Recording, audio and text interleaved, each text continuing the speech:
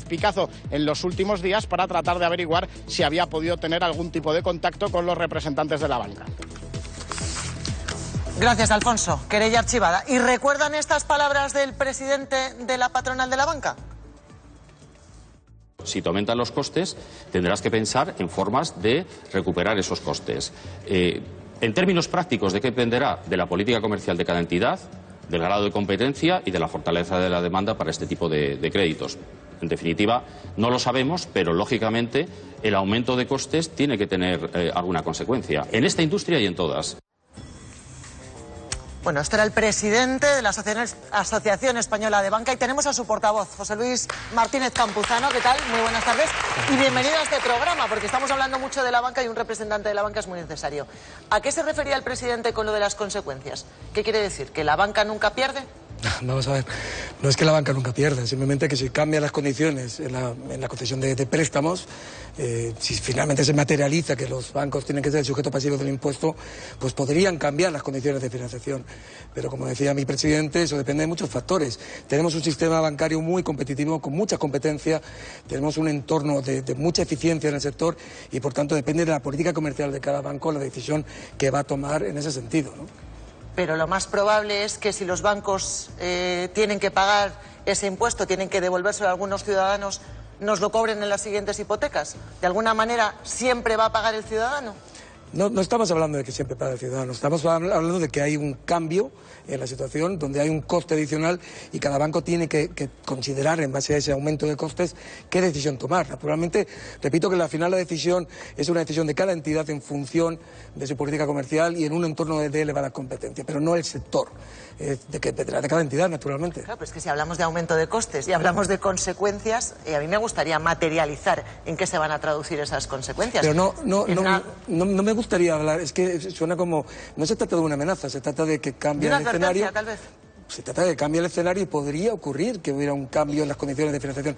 Pero a mí me gustaría dejar claro las siguientes cosas. En primer lugar, que tenemos unos servicios financieros que son de los más eficientes y de los más baratos en términos europeos y tenemos unas condiciones de financiación en términos de tipo de interés y condiciones de préstamo para familias y pymes también de los más atractivos a nivel europeo. Esa es la situación de partida y yo, con independencia de finalmente qué pueda ocurrir, probablemente seguiremos teniendo unas condiciones de financiación muy favorables. Quiero ponerle otra declaración del presidente de la patronal bancaria.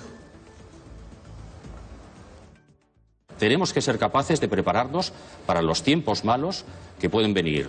Winter is coming. El invierno se está acercando. ¿Qué quiere decir esto? ¿Es un análisis de la situación económica internacional o es un análisis de lo que nos espera a los ciudadanos españoles? No, vamos a ver. El invierno se acerca. Tenemos un entorno internacional complicado, tenemos una elevada incertidumbre a nivel internacional, tenemos un entorno económico donde los propios economistas, es decir, desde independientes, FUNCA, el Fondo Monetario Internacional, han advertido de la proximidad de un cambio de ciclo, un cambio en el momento del ciclo económico. Por tanto, es verdad que no estamos hablando de una situación muy negativa, pero sí que estamos hablando de que lo mejor en términos económicos quizás ha quedado atrás. Eso no significa que estemos augurando un escenario negativo, simplemente que el escenario que tenemos por delante es un escenario repleto de incertidumbres a nivel internacional y es un escenario donde quizás tenemos que prepararnos ante una situación algo peor a lo que hemos vivido de forma reciente. Si el 5 de noviembre, cuando se celebra el Pleno del Supremo, se ratifica en el Supremo en esa sentencia que ha quedado en este momento congelada, ¿qué va a hacer la banca? Cumplir la ley como siempre ha hecho. Ha cumplido la ley en el pasado, va a cumplir la ley en el presente y naturalmente simplemente lo que va a hacer es respetar las decisiones, en este caso judiciales, la jurisprudencia, aunque es verdad que la jurisprudencia de la que estamos hablando en estos momentos afecta, al menos desde el punto de vista histórico, afecta a la relación entre el contribuyente y Hacienda y no tanto a los bancos.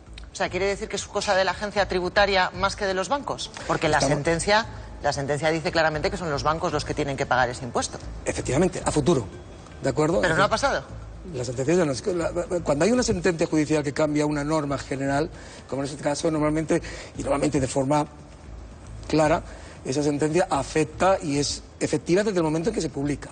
Por tanto, futuro. Nosotros consideramos que no hay retroactividad por lo que respecta a los bancos en este tema. Con lo cual, ¿se pagaría con dinero público lo que el Supremo está pidiendo? Quiero decir, ¿serían las agencias tributarias de cada comunidad autónoma las que con dinero público deberían pagar lo que la sentencia dice que debe pagar la banca? No, vamos a ver. La sentencia dice que a partir de cuando se publica la sentencia, los bancos son el sujeto pasivo del impuesto. Por lo que respecta al pasado, los bancos no hacemos ningún tipo de análisis, porque, repito, es un cambio de una norma fiscal tributaria que afecta a la relación entre el contribuyente y Hacienda. Y el contribuyente, durante estos más de 2 décadas donde se ha mantenido la legislación en este sentido, y también la propia jurisprudencia del Tribunal Supremo decía que era el sujeto pasivo, era el prestatario, no el prestamista. O sea, que la banca socializa las pérdidas, pero no las ganancias. Yo no entiendo esa pregunta. No entiendo esa pregunta. Hay una sentencia del Supremo que ya ha dicho que es la banca quien tiene que pagar a futuro ese impuesto. Bueno, a futuro. Todavía estamos a la espera de que esa sentencia sea firme. La sentencia como tal lo que dice pero es que habla de que los ciudadanos hemos pagado por algo que debería haber pagado la banca. Y usted me dice que es la agencia tributaria ahora quien lo tiene que devolver, con lo cual volvemos a ser los ciudadanos, a través de nuestros impuestos, los que estamos pagando lo que dice la sentencia. A mí lo que me gustaría resaltar es que no se le puede penalizar a la banca por haber cumplido la ley. Durante más de 2 décadas la legislación era clara, había una ley clara, un reglamento que en principio era anulado, pero que parecía también bastante claro. Y la propia jurisprudencia del Tribunal Supremo, dictada precisamente este año, los bancos han cumplido la ley que se ha mantenido durante estas más de 2 décadas. Resultaría injusto que ahora nos penalizaran a los bancos precisamente por cumplir esa ley que se ha mantenido durante todo este tiempo. Pero al final, si son las agencias tributarias, ¿pagaremos los ciudadanos otra vez? Pero es que no somos nosotros los que tenemos que dar esa respuesta. ¿Pero es así o no? Repito, yo soy el portavoz de la Asociación Española de Banca y lo que le digo es que se ha producido un cambio. Si ese cambio se materializa, los bancos serán sujeto pasivo desde el momento en que se publica la sentencia. O sea, que no serán los bancos quienes paguen por el pasado, sino que serán las agencias tributarias de cada comunidad autónoma. Nosotros no sabemos cómo se va a resolver, lo tienen que decir las autoridades, ha creado una incertidumbre, pero lo que en principio queda claro es que si se ratifica la sentencia, a partir de cuando se publique, serán el sujeto pasivo los bancos, y nosotros consideramos que en base a la legislación existente no hay retroactividad y por tanto los bancos no tendrían que pagar. Por eso, porque realmente la ley tampoco en aquel momento nos exigía para ello.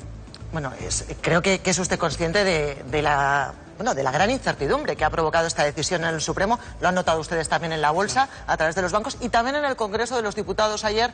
Esto fue uno de los temas estrella, con mucha crítica. Quiero que escuche. Que todos sabemos lo que ha pasado, que alguien ha hecho una llamadita, porque los bancos son nuestros amiguitos, y esto hay que pararlo como sea. ¿Ha habido llamadita, como dice esta diputada? Tajantemente no ha habido ningún tipo de, no sé si llamadita, ningún tipo de presión. Y es evidente que, bueno, yo creo que es importante en este momento que todos contribuyamos a una situación de resolver incertidumbres y clarificar el escenario, no generar más incertidumbres, que bastante, como bien ha dicho, la situación de los bancos en bolsa, y es muy importante la estabilidad bancaria para el país, se tiene que recobrar lo antes posible. El castigo no se deriva de una cuestión de solvencia, no se deriva de una cuestión de riesgos del negocio tradicional de los bancos, se deriva de un cambio en una norma fiscal donde, en principio, los bancos, en este caso, apareceríamos a partir del momento en que se publique y no antes. Esa incertidumbre, esa inseguridad jurídica que ha provocado este parón del Tribunal Supremo, no sé qué consecuencias está teniendo. Por ejemplo, ¿han notado ustedes un parón al menos en la petición de hipotecas o en la concesión?